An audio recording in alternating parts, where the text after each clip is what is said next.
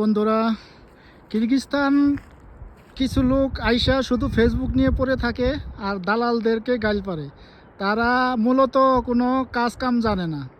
এই দেশে শুধু টেইলারিংয়ের কাজ ছাড়া অন্য কোনো কাজ নাই। আর টেইলারিংয়ের কাজ যারা করে তারা মনে করেন এশিয়ার মধ্যে সবচেয়ে হাই বেতন আছে আপনার এই কিরগিজস্তানে, যারা কাজ জানে টেইলারিংয়ের। অথচ তারা কোনো কাজ জানে না, এই দেশে আইসা দালালদেরকে গালি দেয়।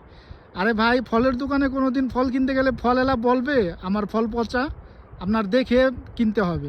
তো আপনি যেহেতু যে কোনো একটা দেশের টাকায় ব্যবসা বাণিজ্য হোক আর যাই হোক, আপনি টাকা ইনভেস্ট করতেছেন, আপনি দেখে শুনে ইনভেস্ট করবেন না।